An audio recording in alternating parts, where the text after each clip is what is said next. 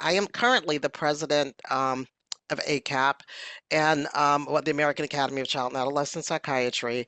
And then in my day job, I serve as the chair of psychiatry and behavioral sciences at the Children's Hospital Philadelphia, which is a division of the Department of Psychiatry at the Perelman School of Medicine at the University of Pennsylvania, where I'm a professor of psychiatry and pediatrics.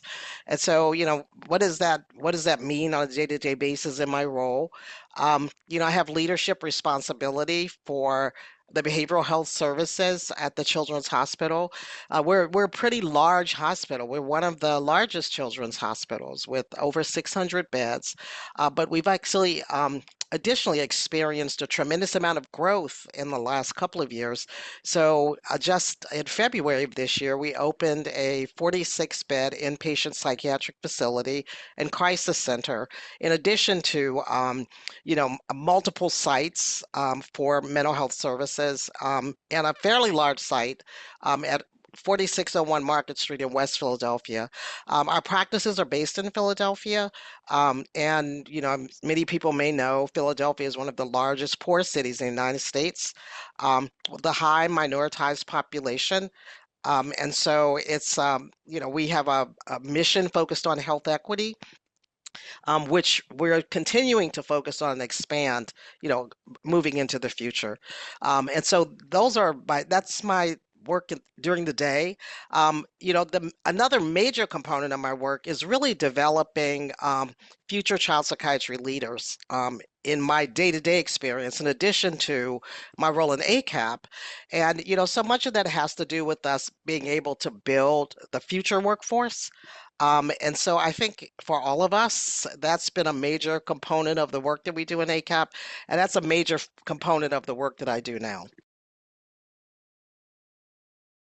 There was only a couple of things I felt pretty sure about at the time I went to medical school, and one was that I was not likely to work with children, and I was not likely to work in psychiatry.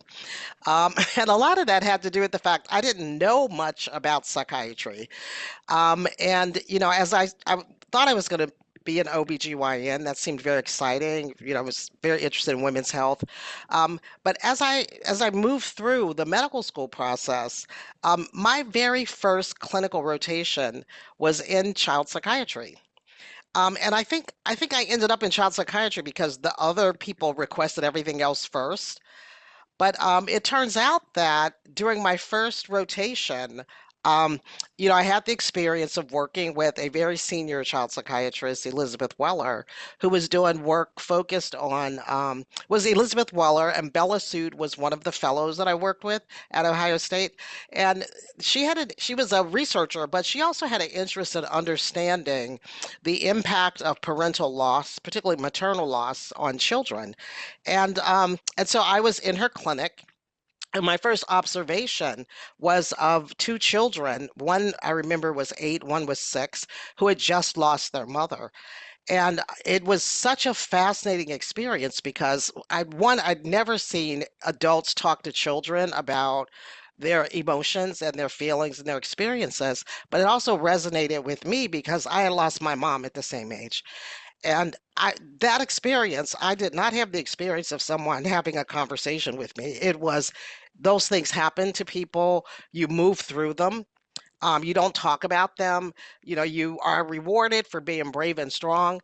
And it was a very, very different time. And I don't think I didn't appreciate until having that experience that intervening in the lives of young people in that way could really make meaningful change. And so from that point on, I felt pretty certain that I wanted to be a child psychiatrist. And as I had more experiences in psychiatry, I was pretty convinced that was the road for me. But then I did my pediatric rotations because at the time, we really didn't have a lot of biological treatments for kids. I mean, at the time I was in medical school, Prozac had just come out. Fluoxetine was new. We really just didn't have a lot of treatments. And at the time, I couldn't imagine what a career would look like if in fact, I was working in a field where I wouldn't have as much medical involvement and medical engagement. And so for that reason, pediatrics was very appealing to me. And so during the period of time that I did my pediatrics, I came to the conclusion that I was probably going to do both. And the reason being that in pediatrics, it was such a nice opportunity and exposure to development and so many opportunities to intervene on the physical health side.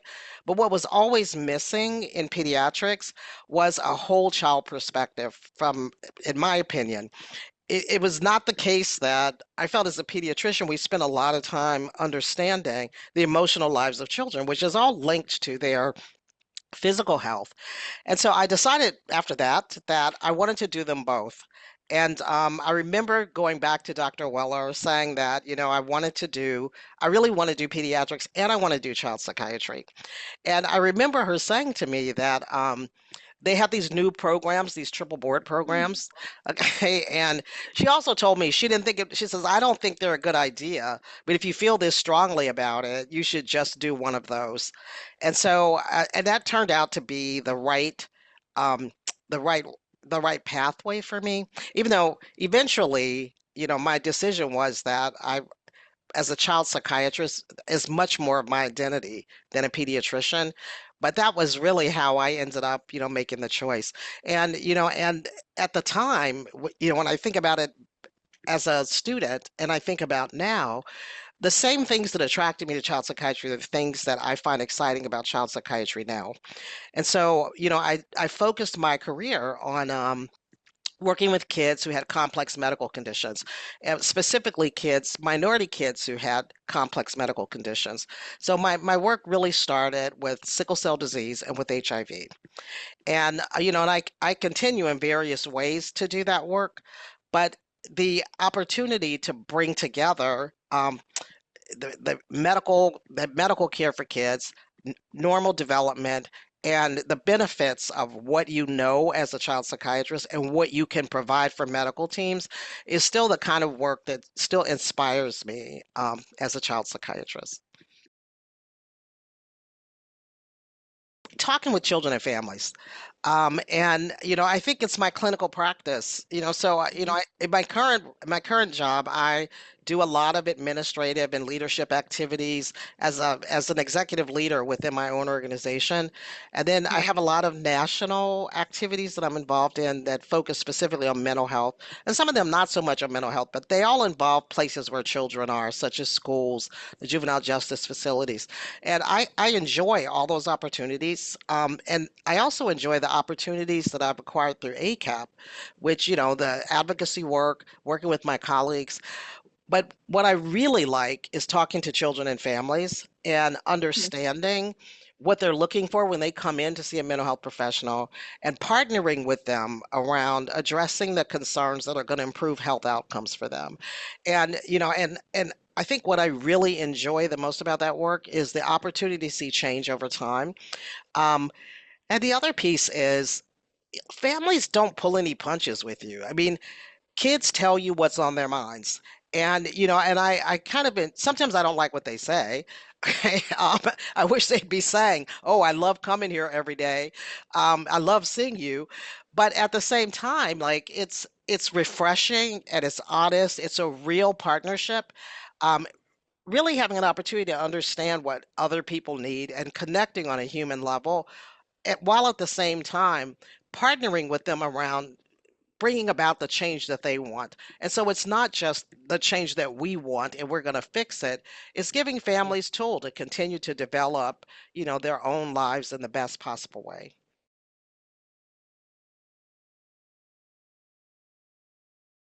So I've been involved with ACAP of the longest and the most intensively because I see that as ACAP is my professional home.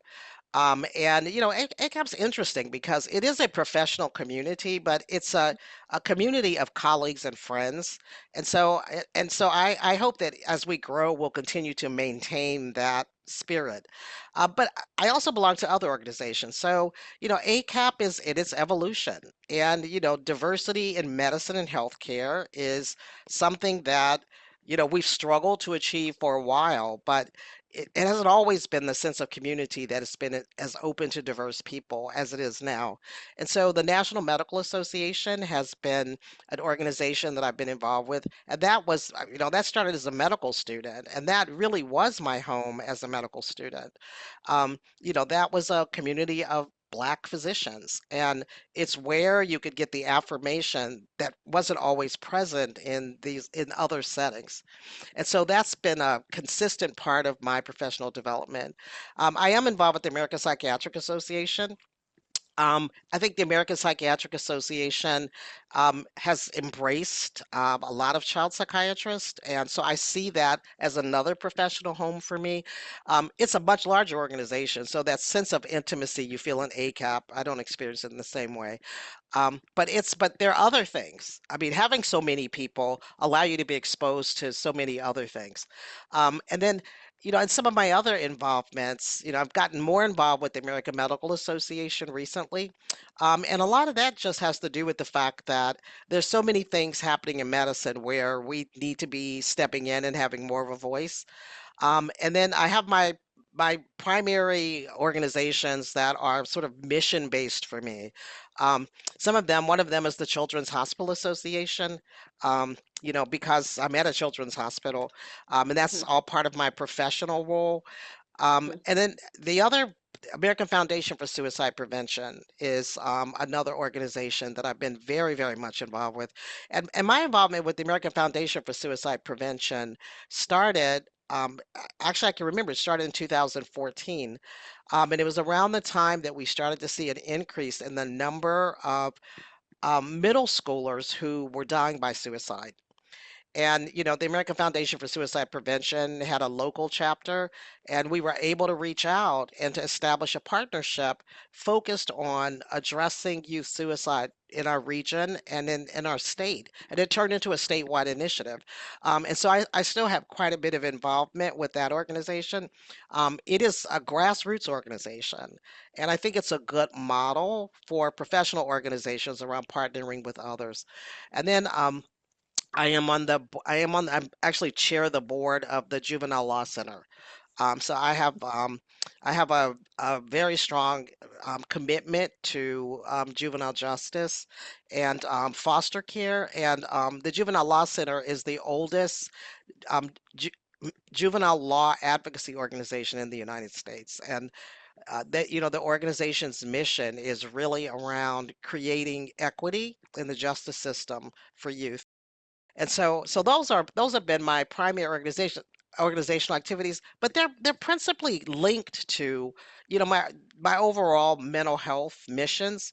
And so all of those organizations really support those missions, but they also support child psychiatrists and other mental health professionals being able to form the kind of connections that allow us to generate systemic change.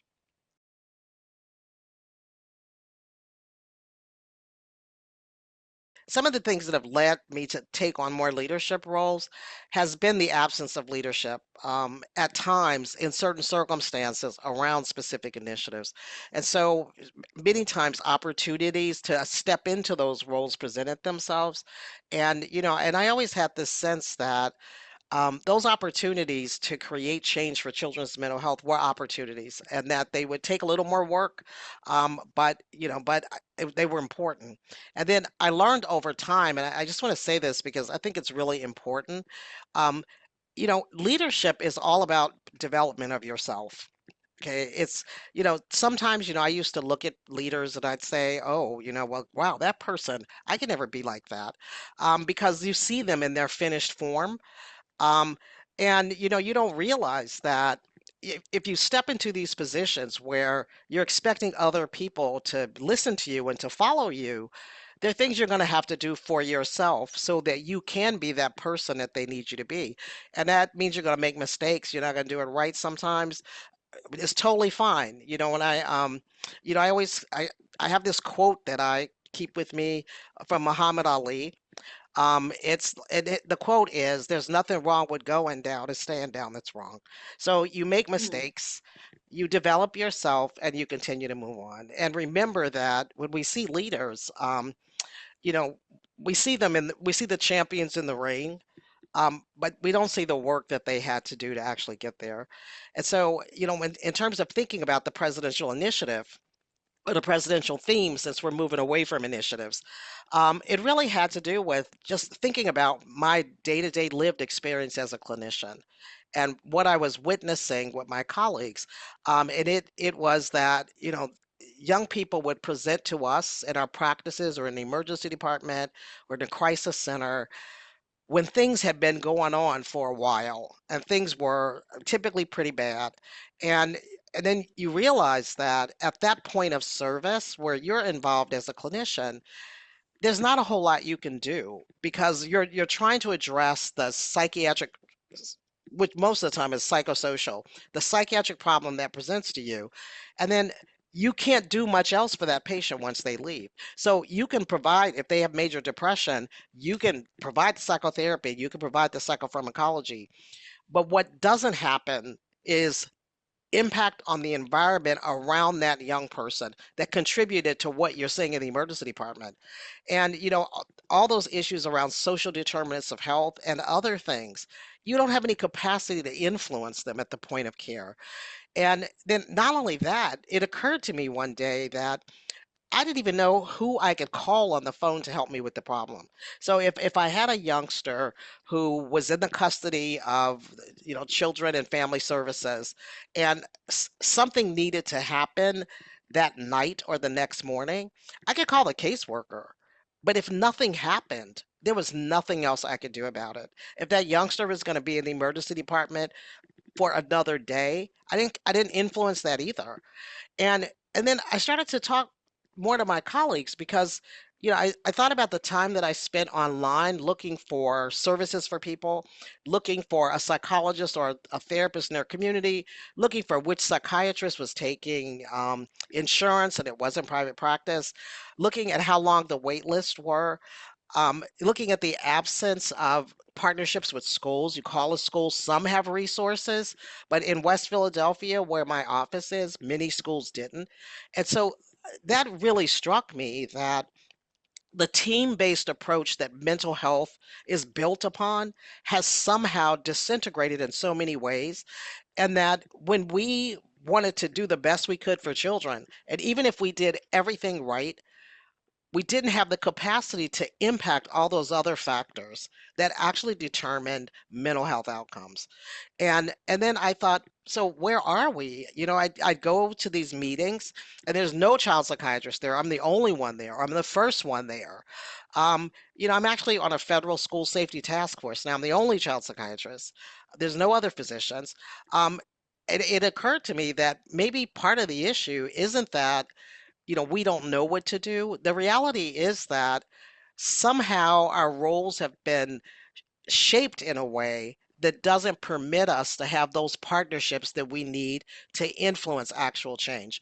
And that's change at the healthcare level, change at the advocacy level, at the policy development level, at the financial development level. Like we need to be able to be in all of those conversations and in all of those rooms to influence change. And that's what really prompted, I was talking to Warren Ing about how do we articulate this? And, this bringing the village to the children was really about pulling in everyone who's involved in the lives of children to support mental health care. Community members, faith-based communities, parents, non-parents, friends of the family, all of those Mhm. folks need to recognize when someone is struggling.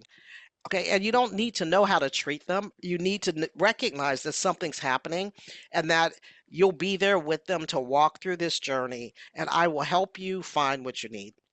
And so that is the spirit of that initiative.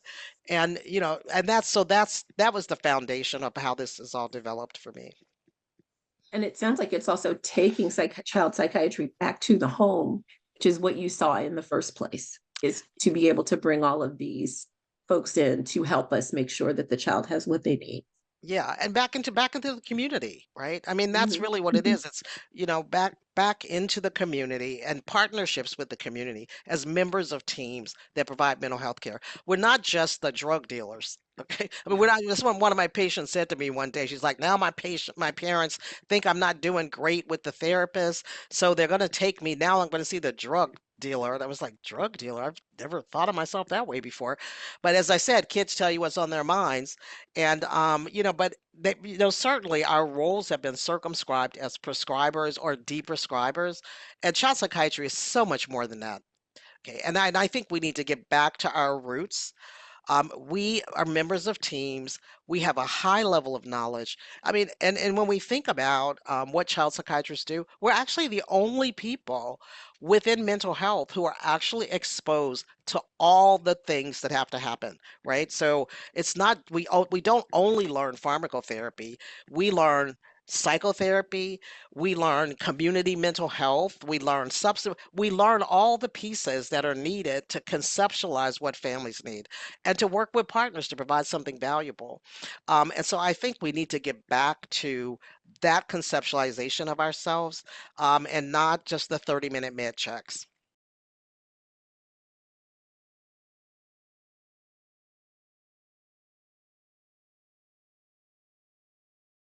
Sometimes I will say honestly, I think having so much exposure at times has made it difficult to focus on the things, just to do focus on one or two things.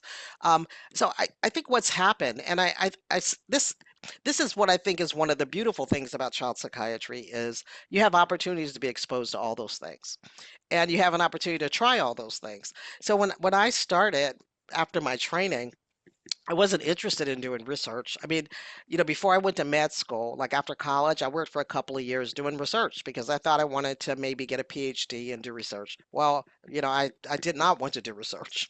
And so I took care of patients, and that's all I wanted to do. I was really happy doing that, and doing some teaching, for medical students and residents. And I was like happy there.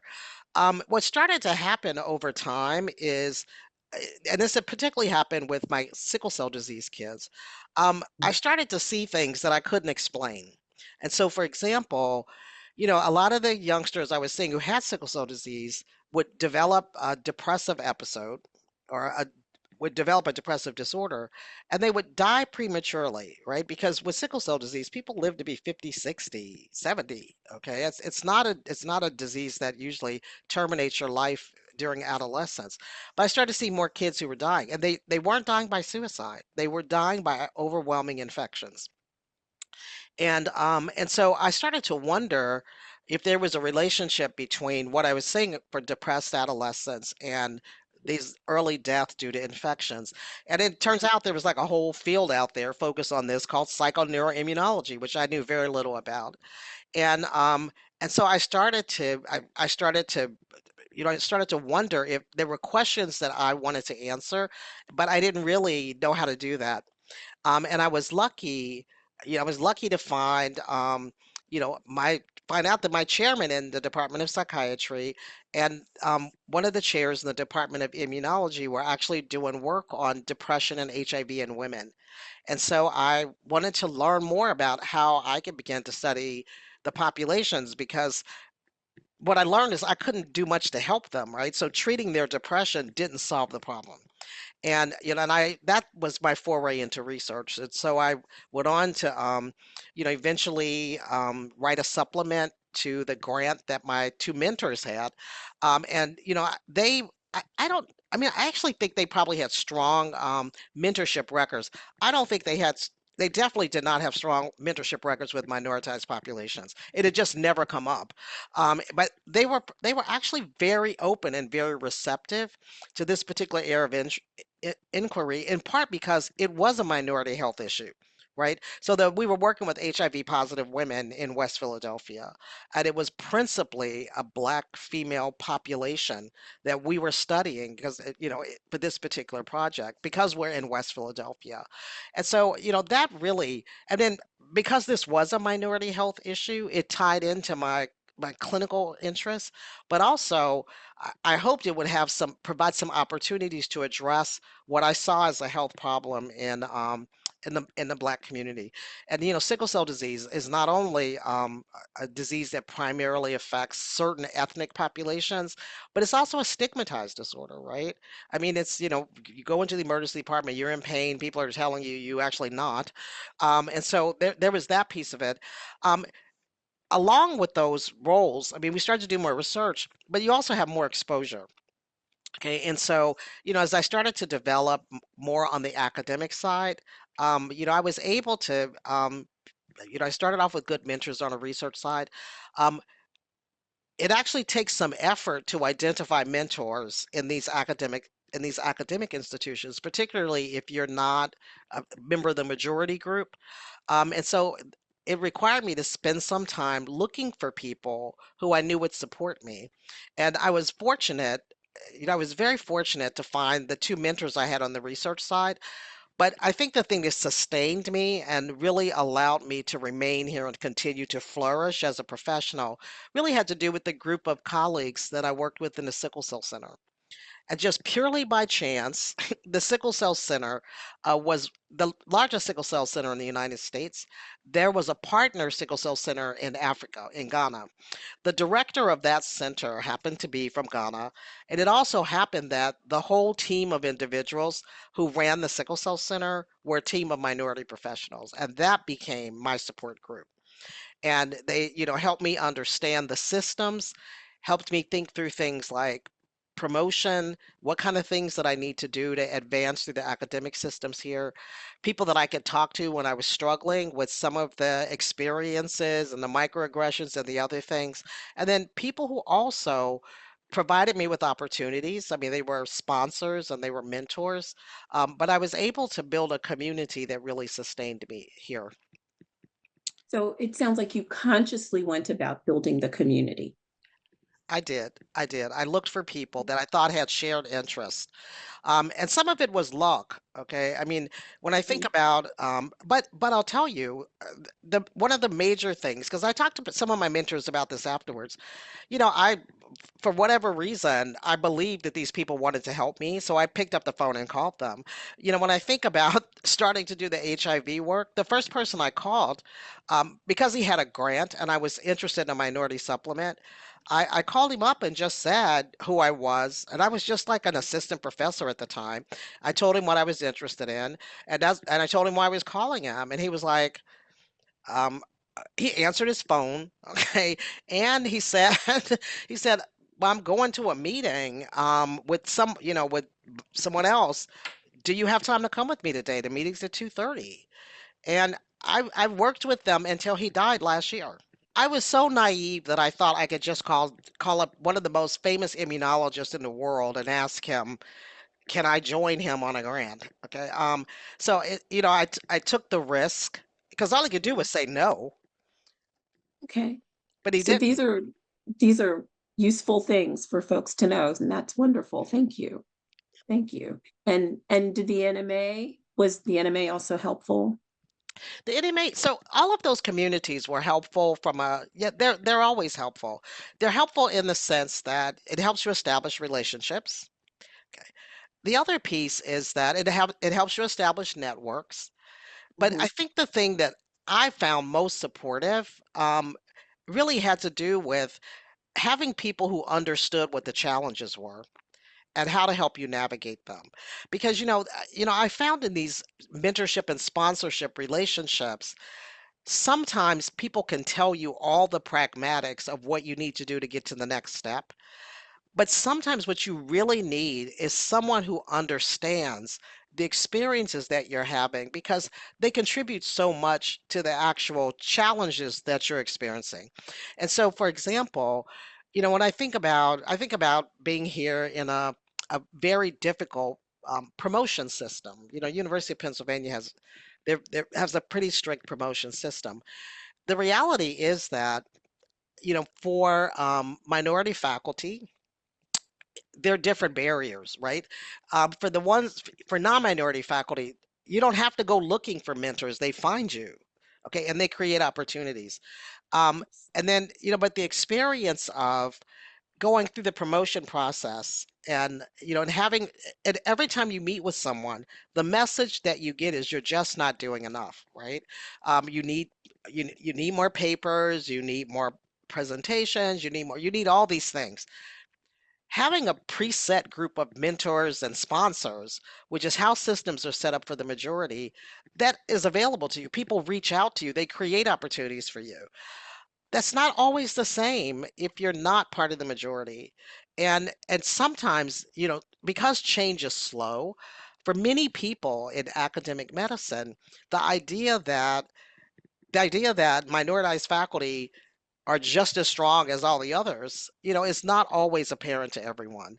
And so I think it's really important. And I was very lucky to, to establish relationships with people where they understood that I know the bar is different for you, and it's my responsibility to help you get over those barriers. And like and can just say it's not fair that it's a double. One of my mentors said to me 2 years ago, it's a triple unfairness in terms of it's a triple standard, right? In terms of what the expectations are for me compared with my peers.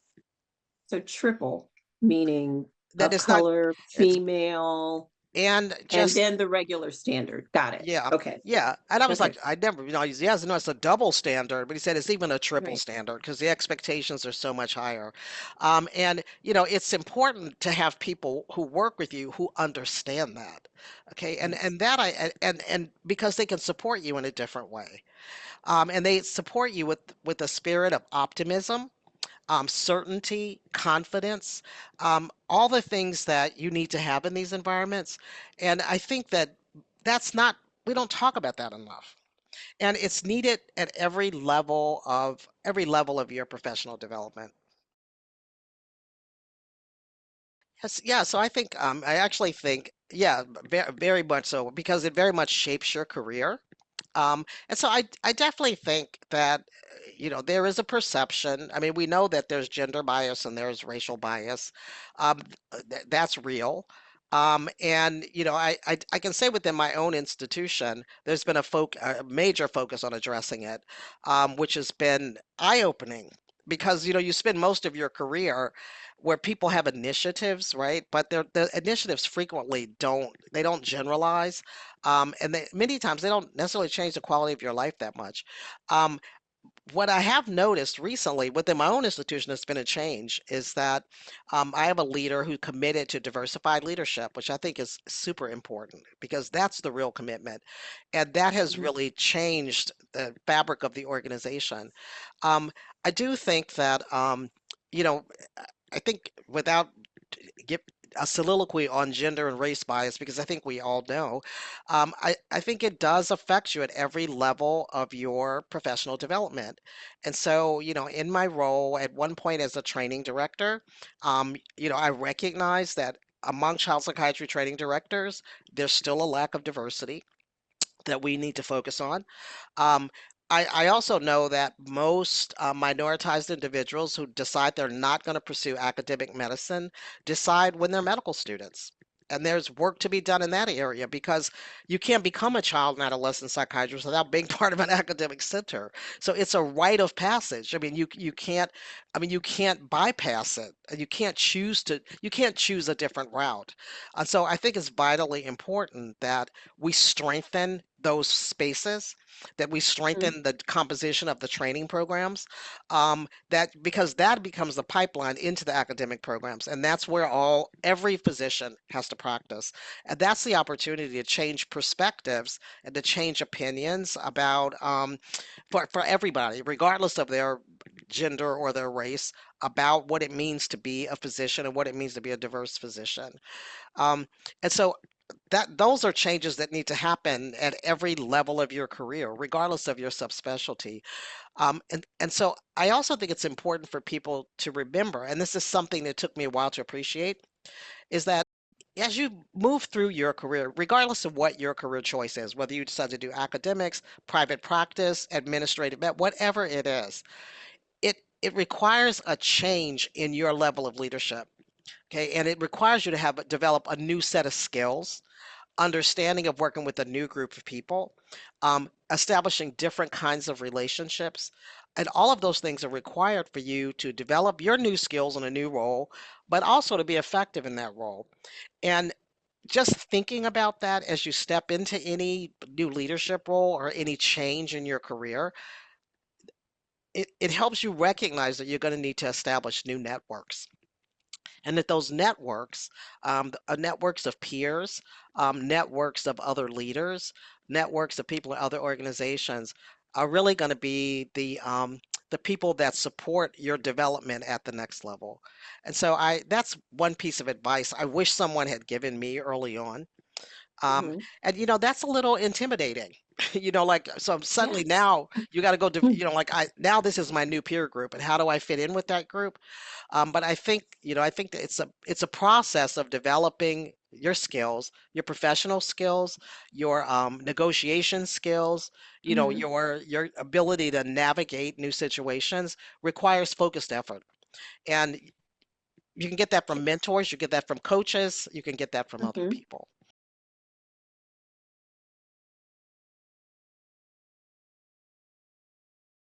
It's important to do your homework.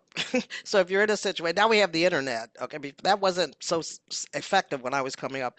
But one, it's learning about the people in the environment, and then I think I'm a big advocate for when you walk into a new organization, understand what groups exist and explore them because they have information. And I am not, my personality is not naturally one where I go look for groups. Okay. I tend to be, contrary to popular belief, very much an introvert. And but if you want to know about a place, you need to talk to the people who are already there, and you force yourself to do that. And then, I think it's important to find a group of people with who you have a shared commonality. I've noticed for a lot of my colleagues, they find a church community. You know, those are places where, you may go for a different reason, but the members of those communities are also frequently members of the communities where you work and where you practice. And so, the networking piece is really important. Um, the other piece is you have to put your preconceived notions aside, the things that make you afraid or anxious. And, like I never thought about calling a top world renowned immunologist. So part of it is I didn't know how world renowned he was. But I did know about his work. But you should take the bold step of trying things because you don't lose anything by reaching out to the people that you want to get to know. And then the other thing to think about is look for people who are successful, but not necessarily in your same profession. And so, one of the things that I did is I was working on my promotion. After I became a full professor, I decided I still needed a mentorship team. And I found this group of women at Penn. They're all attorneys. They're all part of this. They're doing this whole series on regulation, legal regulation. And so they were people who were they've done incredible things. And so I got to know them. I reached out to people like Dorothy Roberts, does completely different work, um, and others that I became familiar with in my environment and established relationships with them. And then even for some of my colleagues who are peers, who have skills that are stronger than my skills in those areas, I actually, for some of them, we have a regular meeting where we just talk about things that are important to us. And then there have been a couple of people who are in new leadership roles just reached out and said, "Can we meet quarterly so we can talk about some leadership issues?" And I was like, "Yeah, I mean." Those are ways that we learn. Those are ways that we can share knowledge that we've acquired. But you really do have to challenge your own ideas about people. One of my biggest collaborators and mentors was a woman I was afraid of for 10 years. And it was because everybody was like, "Oh my God, she's mean, she's evil, she's, don't talk to her." And so I didn't. I kept hearing it from everyone. And then one day we had a conversation because I was really struggling to like build up research in my department. Because that's not always easy to do in child psychiatry. So we happened to have a conversation, and it turns out there was something she really, really has always wanted to do that she couldn't do if I didn't help her. Okay, and that was the start of our relationship, probably about 7 years ago, that has Wow. really turned into one of the most productive, research collaborations, actually in the United States. It's the Lifespan Brain Institute we established with Penn Psychiatry, and through that partnership, there were things that were really important to me, and Mhm. she focused on making those happen. So, right now we have such a diverse group of investigators, MD and MD PhD researchers who are all grant funded. They're all doing really well, but it really grew out of this partnership with someone I had worked with her for 10 years before we ever had a conversation, based on my preconceived notions, based on what people were telling me, which turned out to not be true. So I still struggle with that. And so I am focusing more on that. Um, one of the things I didn't really mention was sort of more my mentorship through ACAP, because this actually Mhm. also ties into the wellness. So because most of the like much of my career has been shaped by ACAP leaders, right? So my professional community has all developed through ACAP. So I have my community here at Penn, but I wouldn't say that was my primary community. But on the academic side, on the clinical side, on the education side, it really has been ACAP. And in terms of it ties into the question about wellness in a sense, because a lot of it comes from discussions I've had with other leaders in ACAP. So, people like Marilyn Benoit and others who have been in these leadership roles are the people I consult about managing and balancing how I spend my time and what I should focus on.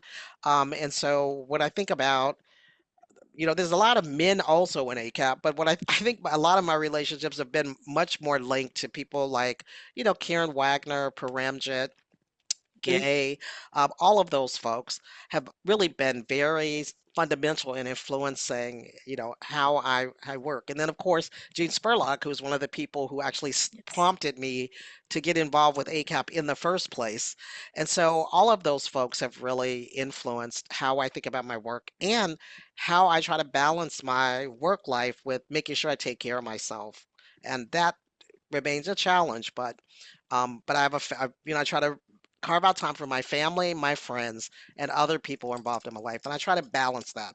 And then I have ACAP colleagues who remind me that Mhm. I need to balance that, like Warren, Mhm. Melvin Otis, and other people Right. who just say, like, Wanjiku, you really need to think about taking care of yourself.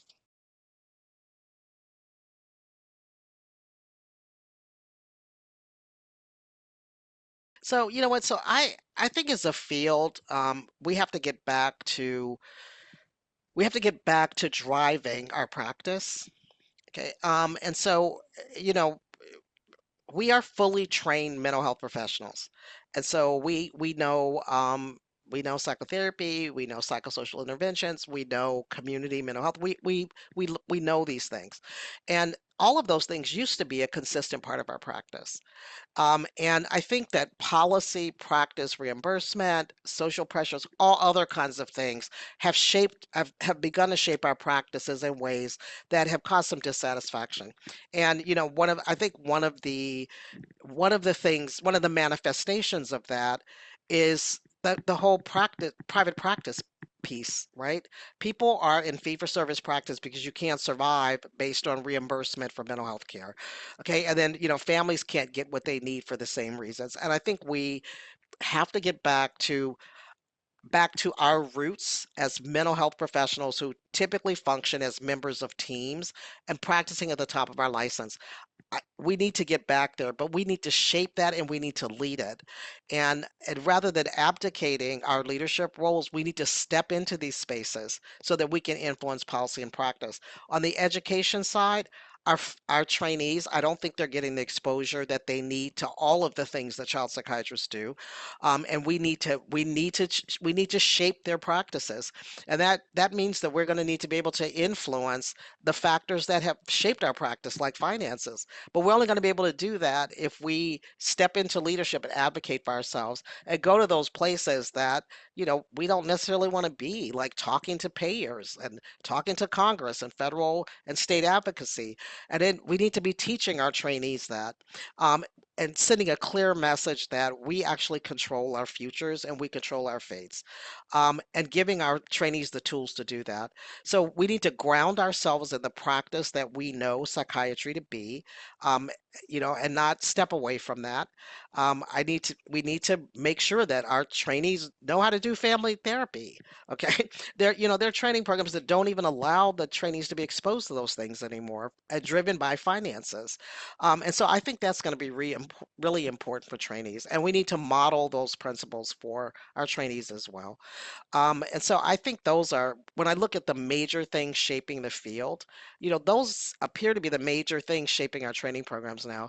So I think we're going to have to step into the leadership roles and sort of confronting those issues and shaping change. Okay. And then, I'm glad I made this choice. One, I love the work. I still love the work. I still love talking to patients. And most of my colleagues are surprised that I still see patients, but I do. And that will be the one part of my career I don't think is ever going to change. Um, and so I enjoy my work, but I also appreciate the opportunities that child psychiatry has provided for me. When I think about leadership, child psychiatry provides you with all the skills that you need to be an effective leader. It teaches you how to read the room. It teaches you how to think. It teaches you how to manage your emotions. It teaches you about shaping change. We can create the kind of community of clinicians who provide the care for our kids, and we can create the kind of community that really fosters children's mental health. I would just say to everybody, for the people going thinking about psychiatry, it's the best possible work that you can do. For you trainees, there are so many opportunities, and I have to say that I have the best colleagues in the world. That um, I I oversee a lot of things, and I see a lot of people, and I have to say that I would never choose another profession. Like this has been a perfect fit for me.